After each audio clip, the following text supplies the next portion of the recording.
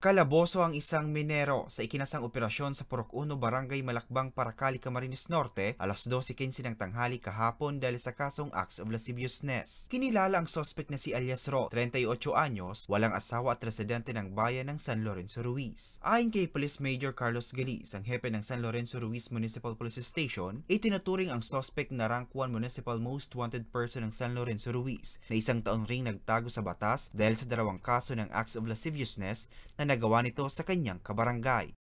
Meron po siyang nakabinbi na kaso na act of lascivious business. Dalawa po ang kinakaharap niya. Yung isa po ay may bail na 36,000 and yung isa naman po ay service of sentence. Naaresto ang suspect ng pinagsanib puwersa ng San Lorenzo Municipal Police Station, Criminal Investigation and Detection Group, Camarines Norte Provincial Field Unit at Camarines Norte 2nd Provincial Mobile Force Company. Sa bisa ng warrant of arrest, inilabas ni Honorable Judge Michelle Faurilio Juben, Acting Presiding Judge ng Municipal Circuit Trial Court. Mamamaya naman po ay ako po ay nagpapasalamat kasi po lahat ng tayo ng mga mamamayan ay may kanya-kanyang tungkulin. Isa na po ito na magtulungan tayo. At ito naman po ay sa ikabubuti ng ating komunidad.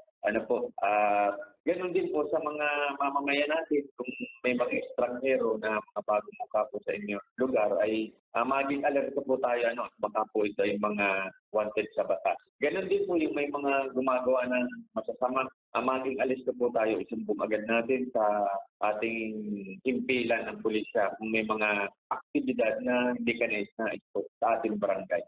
Kasalukuyang nakakulong sa San Lorenzo MPS ang suspect para sa kasalukuyang disposisyon. Para sa mga balitang Tatak Bicol, Hercules Barbacena.